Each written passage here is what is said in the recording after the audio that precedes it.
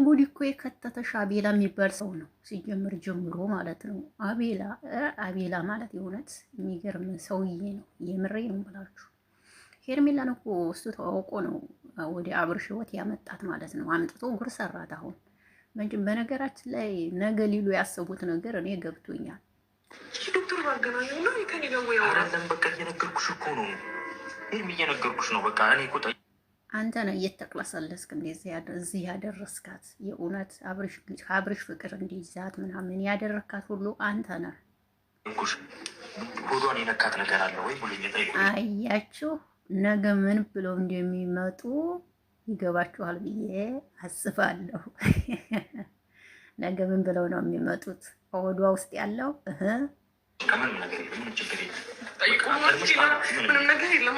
አቤት ሁሉን ነገር እየደበከኝ አለ። አቤት አቤት አቤት፣ አይዞሽ ነገር ልጁ ምናምን ተብሎ ይነገርሻል። እንግዲህ ድራማችሁ ነው የመጨም። ሰላም ጤና ይስጥልኝ። ውድና የተከበራችሁ የአቢ ቤተሰቦች እንዴት ናችሁ? ደህና ናችሁ? አለሁላችሁ። ደህና ነኝ እግዚአብሔር ይመስገን። ሰላማችሁ በስት ይበልልኝ። ሀሳብ አስተያየት ስጡበት። እንግዲህ በዚህ ቪዲዮ እየደበኩሽ አይደለም። አንዴ ታረጋቂ፣ በቃ ታረጋቂ። እሺ አሁን ይሻላል። ወድቄ ነበረ ሆዲሽን ምናምን አቤላ በስማም ሴት ልጅ እንኳን ቢያስመስል ያምርበታል። ያንተ ግን የተለየ ነው። በጌታ ተፈጥሮ አይደለም። በቃ እሺ ተረጋጉ እናንተ። አንዴ ሜሪ ነው ሲጪ ሜሪ እንዳትጠጣ። እሺ ግን ቆይ አንዴ እሺ ተረጀመረ አጥሚ ጠጭ እናትሽ ይዋለሽ እኔ እናትሽ አይዞሽ፣ በቃ አይዞሽ። አፍሽ ካፍሽ የሚያወጣው አብርሃም ነው። አሟትም አብርሃም ትላለች። እሺ ከምን የተፈጠረው ምንድን ነው ያለው ዶክተር? ነገራው ሚኪያስ ወድቅ ያለው እንዴ? ወድቅ ያለው እንዴ? አዎ ወድቀሻል፣ አይተናል ቪዲዮውን። ነክቷታል ወይ ነክቷታል ወይ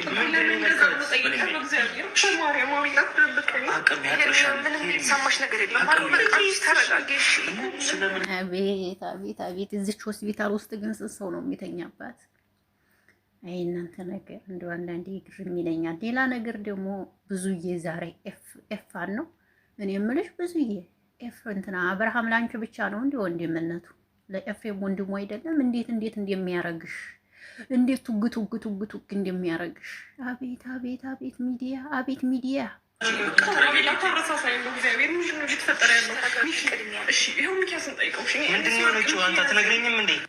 ምንም አልተፈጠረም፣ ደህና ናት። ለድራማው ድምቀት ነው።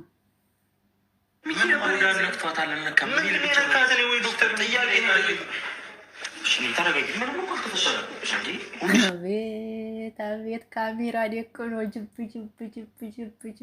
እናንተ ነገር እርሜ ዘመናችሁ ድራማ እንደሰራችሁ ኑሩ። እውነት እርሜ ዘመናችሁ የድራማ ይሁን። ይህን ነው የምብላችሁ ለእናንተ። እንደ ጥያቄ ብቻ ሌላ ምንም የለም። ተረጋጊ። ነገ ምን ብለው እንደሚመጡ ይጠፋችኋል ብዬ አላስብም። ዝም ብላችሁ ጠብቁ፣ ለማየት ያበቃችኋል። ነገ ምን ተብሎ እንደሚመጣ በስመ አብ። የድራማ አሰራራቸው ቴክኒኩ ግን በጣም የሚገርም ነው። እኔ ራሴ ጠይቀዋለሁ። አሁን ተረጋጊ። ስትረጋጊ ነው አብርሃምም እናስተካክሏል። ሁሉ ነገር በስጥ ይስተካከላል። አንቺም እንደዚህ ሆነሽ እኛም እንደዚህ ተጨንቀን ሌላ ነገር ተፈጥሮ በጣም ነው የምናብደው። አንተ ነህ እዚህ ነገር አምጥተህ የከተትካት የማታውቀው ልጅ። መቼም አንተ የምትገርም ነህ። ሀቢና የምትባለው ሰውዬ ልቦና ይስጥ ፈጣሪ። አሁን መደረግ ያለ ምክንያት ወይ ጭንቅላትሽ ለምን አታታሽም ወይ ነገር ብሎ መጠየቅ ይችል ነበረ። ለምን ሆዴ ብሎ ጠየቀ? ዶክተሩን መጥቷል። ምንም ትንሽ ነገር የለም። አንቺ ተረጋጊ። አቤት የፈረደብህ ዶክተር። እስኪ ና። ምንም የሚፈጠር ነገር የለም። አሁን ምግብ ይመጣ የተለያዩ ነገር ማድረግ እንችላለን። ከዛ ወደ ራስሽ ትመለሻለሽ። ከዛ አብርሃምን እንነግረዋለን።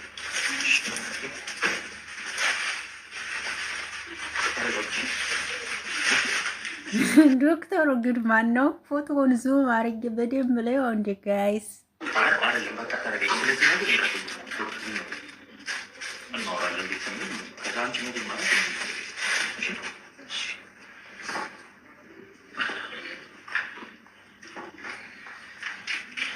ዶክተሩ ግን አዲስ ያልሆነ ምን እናንተስ? ለማንኛውም የምትገርሙ ናችሁ። ሄርሜላ አይዞሽ በቃ እሺ።